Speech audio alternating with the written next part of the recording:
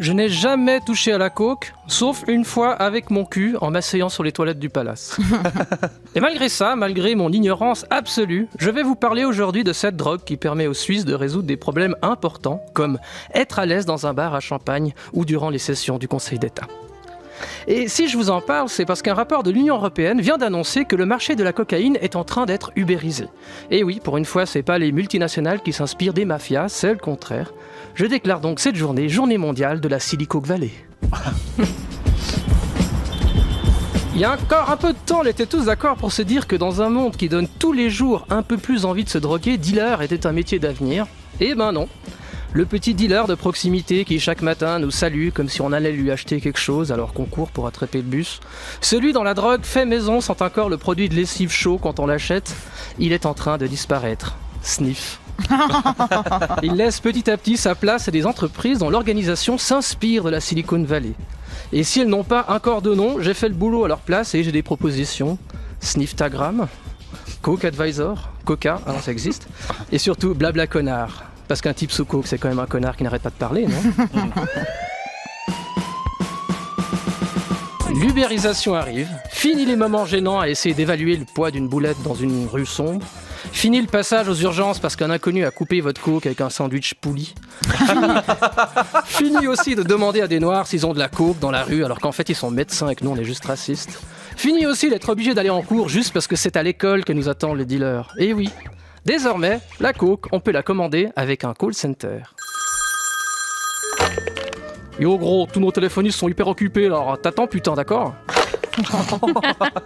Désormais, on peut passer sa commande à un call center. Elle nous est ensuite livrée à domicile par des coursiers. Mais voilà, le problème, c'est que les call centers travaillent souvent pour plusieurs marques. Imaginez que le type qui s'occupe de Sunrise s'occupe aussi de répondre aux appels de Sniff Advisor. Au bout d'un moment, il confond. Une meuf appelle pour qu'on lui tire une nouvelle ligne de téléphone, on lui envoie de la coke, t'as qu'à la tirer toute seule, connasse. Et puis, c'est compliqué. Quand c'est un client Salt qui appelle, le téléphoniste doit dire qu'il s'appelle Edouard pour donner confiance. Mais quand c'est un type qui appelle pour de la coke, c'est le contraire, il doit dire qu'il s'appelle Ahmed.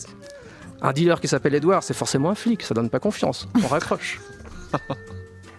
Et t'as encore cette autre situation où t'appelles pour contester ta facture et le type est encore en mode dealer et 2 minutes plus tard tu te fais tabasser et couper les couilles avec un album d'Aya Nakamura. Tout ça pour une facture de 20 balles.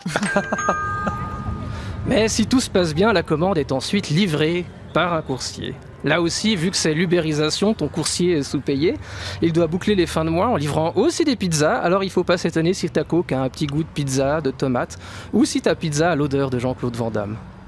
Là aussi, le dealer perd son statut social. Il n'est plus cet homme capable de détruire la vie de dizaines de jeunes s'il sait trouver les mots justes dans les toilettes de l'usine. Désormais, le dealer n'est plus qu'un simple livreur soumis aux lois du marché que tu peux même, d'ailleurs, noter avec des étoiles. J'ai mis cette petite musique de tutoriel parce que, apparemment, les dealers font aussi des ventes flash et des promos sur WhatsApp. On reçoit des messages du genre « Tout doit disparaître, on a été repéré par les flics, 50%. » Offre exceptionnelle. 50%, ne payez que pour la narine droite. C'est mon boulot, je suis... Et ce qui est marrant, c'est que pour ne pas utiliser le mot cocaïne, autrement ils se font bloquer, les dealers utilisent l'emoji flocon de neige. Alors petit conseil, cet hiver, n'écrivez surtout pas sur Facebook que vous avez plein de neige dans votre jardin. Il y a des couillons qui vont venir creuser. Alors qui sait, on aura peut-être aussi bientôt des recommandations. Les gens qui ont sniffé ceci se sont également injectés cela. Ou des pubs, rencontrez des dealers de votre région. Alors on rigole, mais une fois de plus, l'ubérisation profite surtout aux bourgeois. C'est moins cher, on sort plus de chez soi, on est en sécurité, il n'y a plus de dealers dans nos rues. Mais de l'autre côté, le rapport le dit, l'ubérisation coïncide avec une concurrence totale qui a déjà entraîné une large augmentation du nombre de morts. Alors vous me direz, ouais mais c'est les dealers, c'est de votre faute, moi je m'en fous. Mais je crois que le problème de l'ubérisation, que ce soit pour des chaussures ou de la coke, c'est qu'on accuse toujours le vendeur, alors qu'au final, c'est peut-être aussi de la faute qui achète, non ?